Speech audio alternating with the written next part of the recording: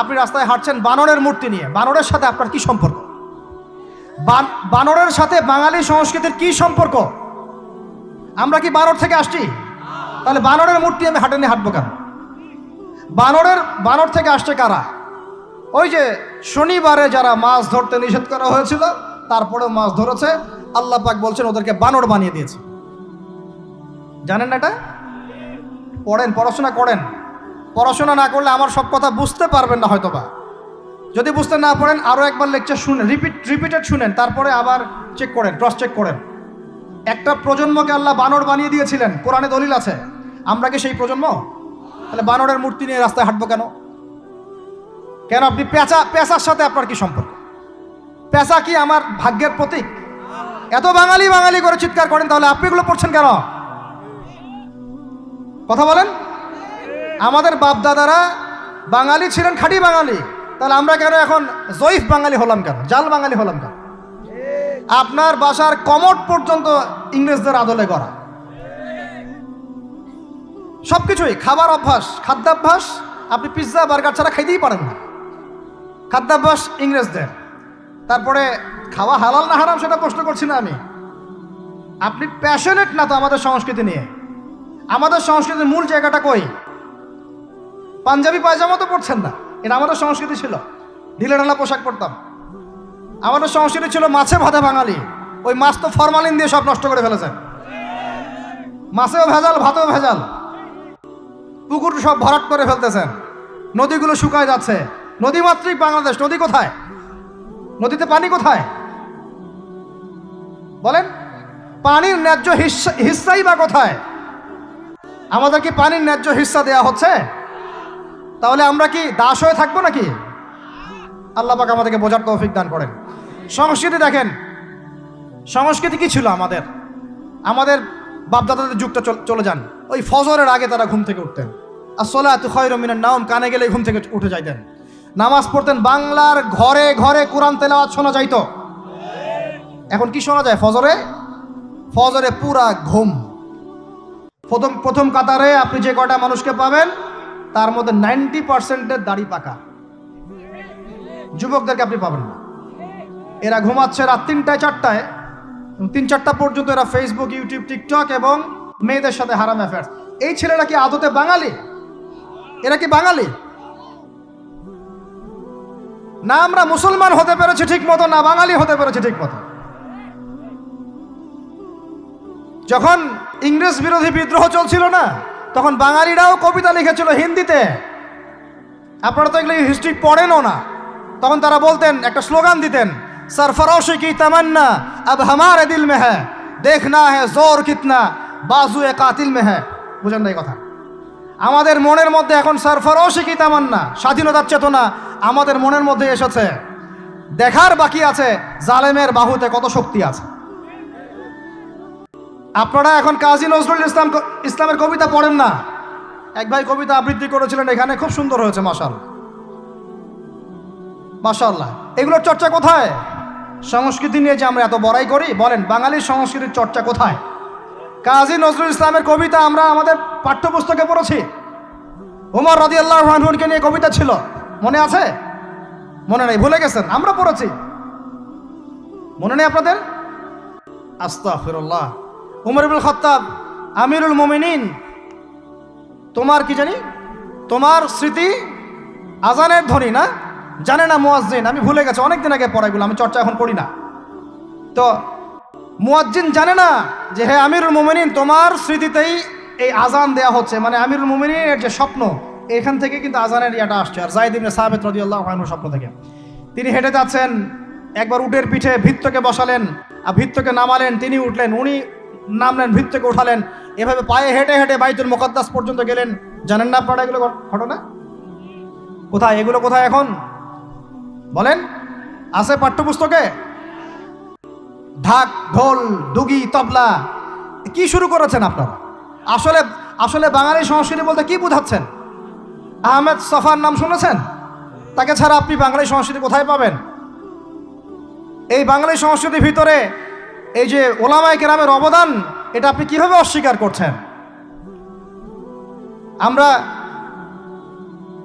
আমরা এখন পড়ে আছি কয়েকটা বিষয় নিয়ে। দেখেন, গান বাজনা, ঢাকঢোল, ডুকি তবলা এবং এমন কিছু সংস্কৃতির নামে কাজ যেগুলোর মধ্যে শিরক আছে অথবা বেদাত আছে অথবা কুফর। আপনি রাস্তায় হাঁটছেন বানরের মূর্তি নিয়ে, বানরের সাথে আপনার কি সম্পর্ক? বানরের সাথে বাঙালি সংস্কৃতির কি সম্পর্ক? আমরা কি বানর থেকে আসছি? তাহলে বানরের মূর্তি আমি হাটে নিয়ে হাঁটবো কেন? বানর থেকে আসছে কারা? ওই যে শনিবারে যারা মাছ ধরতে নিষেধ করা হয়েছিল তারপরেও মাছ ধরেছে, আল্লাহ পাক বলছেন ওদেরকে বানর বানিয়ে দিয়েছে। জানেন না এটা? পড়েন, পড়াশোনা করেন। পড়াশোনা না করলে আমার সব কথা বুঝতে পারবেন না হয়তোবা। যদি বুঝতে না পারেন আরও একবার লেকচার শুনেন, রিপিটেড শুনেন, তারপরে আবার চেক করেন, ক্রস চেক করেন। একটা প্রজন্মকে আল্লাহ বানর বানিয়ে দিয়েছিলেন, কোরআনে দলিল আছে। আমরা কি সেই প্রজন্ম? তাহলে বানরের মূর্তি নিয়ে রাস্তায় হাঁটবো কেন? কেন? আপনি পেঁচার সাথে আপনার কি সম্পর্ক? পেঁচা কি আমার ভাগ্যের প্রতীক? হাত থেকে যদি কিছু পড়ে যায়, আমাদের অনেকে বলে যে একটু বসে যান, অমঙ্গল হতে পারে। চিরুনি পড়ে গেলে বলে যে মেহমান আসতে পারে। বিড়াল সামন দিয়ে চলে গেলে বলে একটু বসে যায়, অমঙ্গল হতে পারে। ইসলাম কি বলছে জানেন? যখনই মনের মধ্যে কোনো কুলক্ষণ আসবে আপনি পড়বেন, আমার সাথে বলেন, আপনি পড়বেন আল্লাহুম্মা লা খায়রা ইল্লা খায়রুক ওয়ালা আল্লাহুম্মা লা তায়রা ইল্লা তায়রুক ওয়ালা খায়রা ইল্লা খায়রুক ওয়ালা ইলাহা গায়রুক। মানে আল্লাহ আপনার দেয়া কল্যাণ ছাড়া কোনো কল্যাণ নাই, আপনার দেয়া অকল্যাণ ছাড়া কোনো অকল্যাণও নাই, আপনি ছাড়া কোনো ইলাহ নাই। এই হলো মুসলমানের আকীদা। তো এখানে পেঁচার সাথে আপনার সংস্কৃতি কি সম্পর্ক? পেঁচা অমঙ্গলের লক্ষণ। এগুলো কি শুরু করেছি আমরা? যে কোনো একটা বিষয় নিয়ে যদি আলোচনা করতে চান আসেন, বসেন, আমরা বসি, আলোচনা করি, সমাধানের পথ খুঁজি, প্রতিভাকে মূল্যায়ন করেন। ইউসুফ আলাইহিস সালাম বলেছিলেন যে আমি বিশ্বস্ত আস্থাভাজন, আমাকে এই খাজানার দায়িত্ব দেন। কে বলেছিল? ইউসুফ আলাইহিস সালাম। কখনো কখনো দায়িত্ব চেয়ে নেওয়া জায়েজ যখন দেখবেন দায়িত্ব নেয়ার যোগ্য কোনো মানুষ নাই। কিন্তু যে পদ্ধতিতে এখন মানুষ দায়িত্ব চাচ্ছে ওই পদ্ধতি তো ইসলাম সমর্থন করছে না।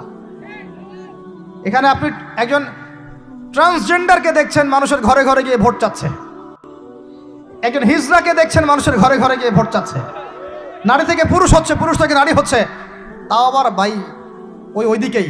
নিজেরও লজ্জা লাগতেছে, কারণ আমি আবার উত্তরবঙ্গের মানুষ। তো এখন কথা হচ্ছে যে এইটা তো সিস্টেম না, প্রতিভাকে মূল্যায়ন করতে হবে। আপনাদেরকে আল্লাহ পাক তৌফিক দান করেন, বলেন আমিন। আপনার খাওয়া, আপনার রুচি, আপনার অভ্যাস, আপনার পছন্দ, আপনার বিয়ের অনুষ্ঠান, আপনার জন্মদিন, আপনার মায়ের ওই কি বার্ষিকী, বাবার ওই বার্ষিকী, যা যা করতেছেন সব কিছু কি কার অনুসরণ করতেছেন আপনারা? ইহুদি খ্রিস্টানদের। একটা ভবন উদ্বোধন করবেন, খুচুত করে একটা ফিতা কাটলেন, কাইটটা মাশাআল্লাহ পায়রা আপনি উড়াই দিলেন।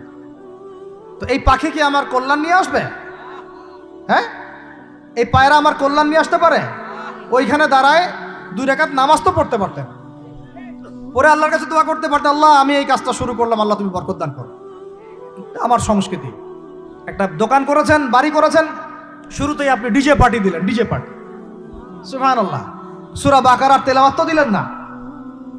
তাহলে পুরো বিশ্বের প্রত্যেকটা ডিপার্টমেন্ট, মূল জায়গাগুলো আমরা এখন নিয়ন্ত্রিত হচ্ছি, এবং ভিতরের চোখ দিয়ে যদি দেখি আমরা আমাদের শেকড় থেকে দূরে সরে গেছি। ভাই আল্লাহ পাক আমাদের সবাইকে বোঝার তৌফিক দান করেন।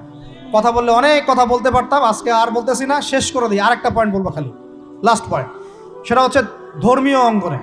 শেষ পয়েন্টটা কি ভাই? প্রথম পয়েন্টটা মনে আছে? ভিতরের চোখ দিয়ে দেখবেন পুরো বিশ্বের ভূ রাজনীতি, ভিতরের চোখ দিয়ে দেখবেন পুরো বিশ্বের অর্থনীতি, ভিতরের চোখ দিয়ে দেখবেন পুরো বিশ্বের কি শিক্ষানীতি, ভিতরের চোখ দিয়ে দেখবেন পুরো বিশ্বের সংস্কৃতি, আর ভিতরের চোখ দিয়ে দেখবেন পুরো বিশ্বের ধর্মতাত্ত্বিক অবস্থা।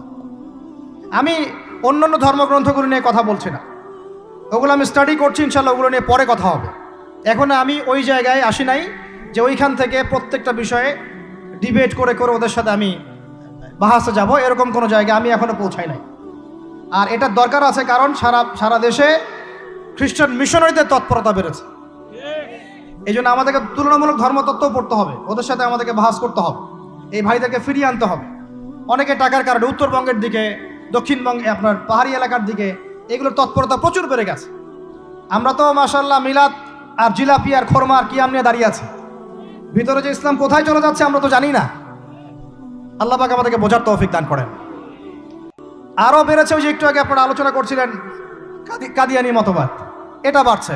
সুদী এনজিওর মতবাদ বাড়ছে। একজন আলেম বলেছিলেন বাংলাদেশের, যেদিন বাংলাদেশের 50% মানুষ খ্রিস্টান হয়ে যাবে, শিয়া হয়ে যাবে, কাদিয়ানি হয়ে যাবে, ওই দিন আপনাদের হুঁশ ফিরবে। আল্লাহ পাক আমাদেরকে ওই দিন আসার আগেই হুঁশে আসার তৌফিক দান করেন।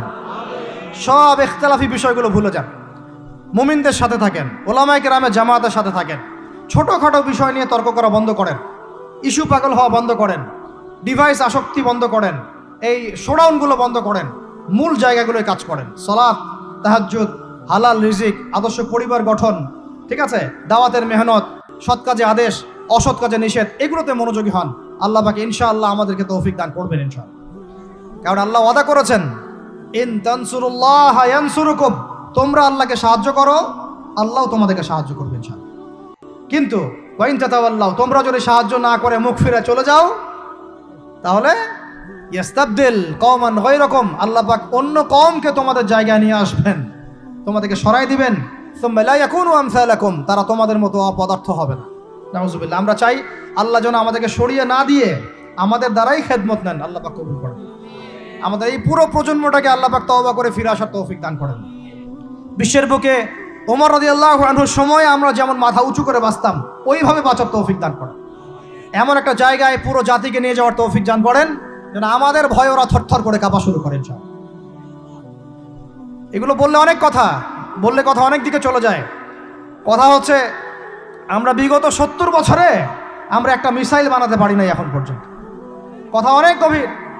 আমাদেরকে ওরা ভয় করবে কিভাবে? এ বিশ্বে তো ঢাল তলোয়ার দিয়ে যুদ্ধ হয় না। ওয়াইদ্দু লাকুম মাস্তাতাতুম মিন কুওয়াতিন, সূরা আনফালের মধ্যে আল্লাহ পাক আয়াত নাযিল করেছেন, হে মুসলিমরা তোমরা শক্তি অর্জন করো, তোমরা শক্তি সামর্থ্য অর্জন করো। তুরহিবুনা বিহি আদুওয়াল্লাহি ওয়া আদুওয়াকুম, এই শক্তি দিয়ে তোমরা আল্লাহর দুশমনদেরকে ভয় দেখাবা। এটা কে বলেছেন? আল্লাহ বলেছেন। ওই শক্তি কই?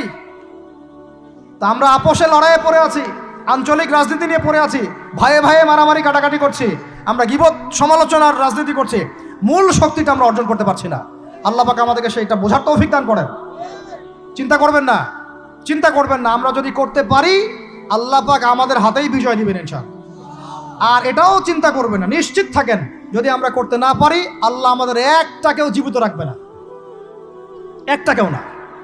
আল্লাহ পাক সবগুলোকে সরাই দিবেন ইনশাআল্লাহ, দিয়ে এমন একটা প্রজন্ম নিয়ে আসবেন ওরা পারবে ইনশাআল্লাহ তাআলা। এটা ইয়াকিন রাখেন। আমরা যদি গাদ্দার হই, মুনাফিকি করি, আমানতের খেয়ানত করে ফেলি, ওই চেতনা আমরা যদি ধ্বংস করে ফেলি, আল্লাহ পাক আমাদেরকে রাখবেন না। আর হে ঢাকাবাসী শোনেন, আল্লাহ পাক না রাখার জন্য একটা 5 মাত্রার ভূমিকম্প যথেষ্ট। আল্লাহকে ভয় করেন। ঢাকায় জেনা বেড়ে গেছে, সমকামিতা বেড়ে গেছে, মাদক বেড়ে যাচ্ছে, ইয়াবাখোর বেড়ে যাচ্ছে, ছিনতাই বাড়তেছে, কত কি হচ্ছে আমাদের শহরে, আমাদের চোখের সামনে। অশ্লীলতার কারণে এই ভূমিকম্পের আযাব আসে, নোংরামির কারণে আসে, জেনার কারণে আসে, পরকীয়ার কারণে আসে, ব্যভিচারের কারণে আসে, ঘরে ঘরে ঢুকেছে এগুলো। আল্লাহ পাক আমাদের ঢাকাবাসীকে হেদায়েত দান করেন। আমি তো আপনাদের একজন, আমি কিন্তু আপনাদের একজন, আমি আপনাদের বাইরের কেউ না, কিন্তু এগুলো দেখে আমার মনটা কাঁদে, কষ্ট হয়। ঢাকা যেমন মসজিদের শহর, এই মসজিদের শহরের মধ্যে এরকম অন্যায় অবিচার ঘরে ঘরে কেমন করে ছড়িয়ে পড়ে, কেমন করে? একটা অপরাধ হয়েছে আমাদের, অপরাধটা হচ্ছে আমরা সৎ কাজে আদেশ করেছি, অসৎ কাজে সমানভাবে নিষেধ করি নাই। সৎ কাজে আদেশের সাথে এখন থেকে অসৎ কাজে নিষেধও করবেন। আল্লাহ পাক তৌফিক দান করেন। আল্লাহ পাক এই জজবা চেতনা আপনাদের সবার মধ্যে দান করেন, আমিন। আইন হাতে তুলে নেবেন না, কিন্তু অন্যায়ের প্রতিবাদ করবেন। অন্যায়ের কি করবেন? প্রতিবাদ করবেন। শেষ পয়েন্টটা বলি, ধর্মীয় অবস্থাটা কি? ভিতরে চোখ দিয়ে দেখেন। আপনার কাছে মনে হচ্ছে আমরা সবাই সংখ্যায় অনেক বেশি, কোটি কোটি মুসলমান, এত এত মুসলিম রাষ্ট্র, এত এত তেল, এত এত মিলিটারি পাওয়ার, ইত্যাদি ইত্যাদি, এত সংগঠন, অনেক কিছু, এত ধর্মীয় দল, এত আলেম ওলামা। বাস্তবিক অর্থে ভিতরের চোখ দিয়ে যদি আপনি দেখেন, দেখবেন যে আমরা সংখ্যায় বেশি হওয়ার সত্ত্বেও আপোষে অসংখ্য দলে বিভক্ত হয়ে গেছে। যতক্ষণ পর্যন্ত আমরা ইউনাইটেড হচ্ছি না, ধর্মতাত্ত্বিকভাবে একটা জায়গায় আসছি না, একটা জামাআ ফর্ম করছি না, একটা ইমারা কায়েম করছি না, এবং আমাদের মধ্যে একজন আমিরুল মুমিনিন নির্ধারণ করছি না, ততক্ষণ পর্যন্ত আপনি আল্লাহর রাস্তায় দিন ইকামত করতে পারবেন না। এটা আমাদের মূল সমস্যা, মূল গোড়ার সমস্যা। আর এই সমস্যাটাকে আম জনগণ কোনোভাবে উস্কে দিবেন না।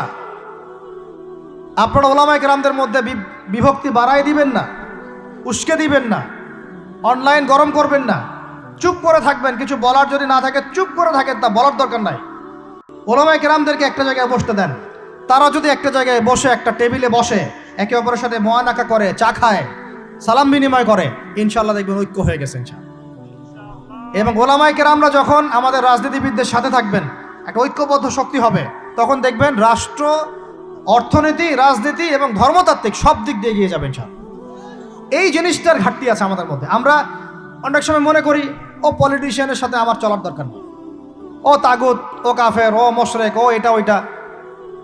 দেখেন, নবী করিম সাল্লাল্লাহু আলাইহি ওয়াসাল্লামকে সবচেয়ে বেশি সাপোর্ট করেছেন তার চাচা আবু তালেব। আবু তালেব মুসলমান হননি শেষ পর্যন্ত। তার বাসাতে তিনি থেকেছেন, বড় হয়েছেন, ব্যবসা করেছেন। চাচাকে কালিমা পড়াতে পারেন নাই, দ্বীনের পথে আনতে পারেন নাই। তাই বলে কি তিনি চাচার সঙ্গ ছেড়ে দিয়েছিলেন? আমরা সবাই নিজেকে আলাদা বিভক্ত মনে করি। নসিহতের মধ্য দিয়ে, সদুপদেশের মধ্য দিয়ে, একটা ভ্রাতৃত্বের বন্ধনের মধ্য দিয়ে।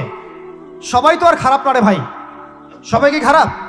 এখানে অনেক অসংখ্য ভালো মানুষ আছেন, প্রত্যেকটা সেক্টরে আছে। আপনার আমার চেয়ে বেশি ইমানদার আছে, আপনি জানেন না?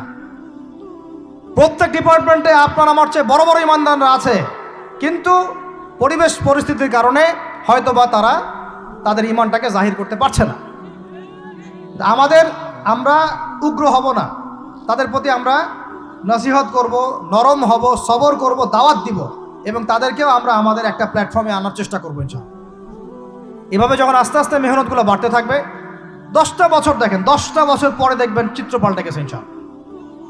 তবে এই দায়িত্বটা কোনো বক্তার একার নয়, কোনো আলেমের একার নয়, কোনো এমপি সাহেবের একার নয়, মন্ত্রী সাহেবের একার নয়, কোনো সরকার প্রধানের একার নয়। এখানে আপনার আমার সবার ভূমিকা আছে। সবাই যার যার জায়গা থেকে যদি আমরা ভূমিকা পালন করতে ব্যর্থ হই, এগুলো স্বপ্ন থেকে যাবে, কোনোদিন বাস্তবায়ন করতে পারবেন। সবাই যার যার জায়গা থেকে কাজ যদি ঠিকমতো করি, ইনশাআল্লাহ দেখবেন আমরা ওই সোনার বাংলা ঠিকই গঠন করবো ইনশাআল্লাহ।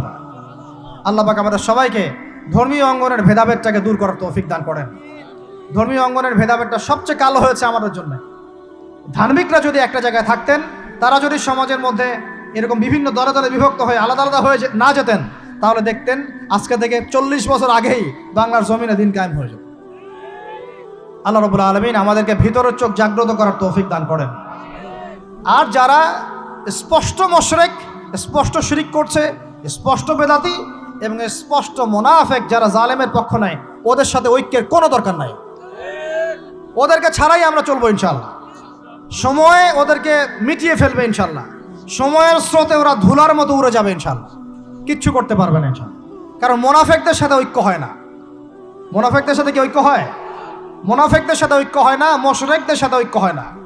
এবং যারা পাক্কা মুশরিক, পাক্কা বেদাতি, তাদের সাথে কিন্তু ঐক্য হয় না। তো এই জিনিসগুলো আমরা অ্যাভয়েড করে মুমিনদের জামাআকে নিয়ে ঐক্যবদ্ধ হয়ে সামনের দিকে এগিয়ে যাবো ইনশাআল্লাহ। আল্লাহ পাক আমাদের সমস্ত ওলামায়ে কেরামদেরকে দীর্ঘ নেক হায়াত দারাজ করেন, তাদেরকে এক প্ল্যাটফর্মে বসার তৌফিক দান করেন। আলেম ওলামাদের সাথে আমাদের সরকার প্রধানদের একটা মৈত্রী এবং মিলবন্ধন আল্লাহ পাক দান করেন। উভয়ের ভুল বোঝাবুঝি আল্লাহ পাক দূর করে দেন। উভয়কে আল্লাহ পাক এক টেবিলে বসার তৌফিক দান করেন।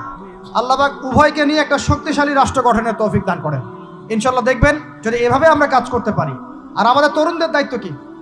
তরুণদের দায়িত্ব বড়রা যা বলবে ওইটা ফলো করে চলা। আমাদের দায়িত্ব না যে আমরা নেতৃত্ব আসনটাতে খাপ করে কেড়ে নিয়ে বসবো, এটা আমাদের দায়িত্ব না। যদি আমরা যোগ্য হই, আল্লাহ পাক যদি কবুল করেন, আল্লাহই আপনাকে উঁচু জায়গায় নিয়ে যাবেন ইনশাআল্লাহ। আমরা খালি চোখ কান খোলা রেখে সত্য মিথ্যা পার্থক্য করব, আমাদের বড়দের সামনে এটাকে উপস্থাপন করব। তারা যদি মুনাসিব মনে করেন, আমাদেরকে তাদের জায়গায় নিয়ে যাবেন ইনশাআল্লাহ।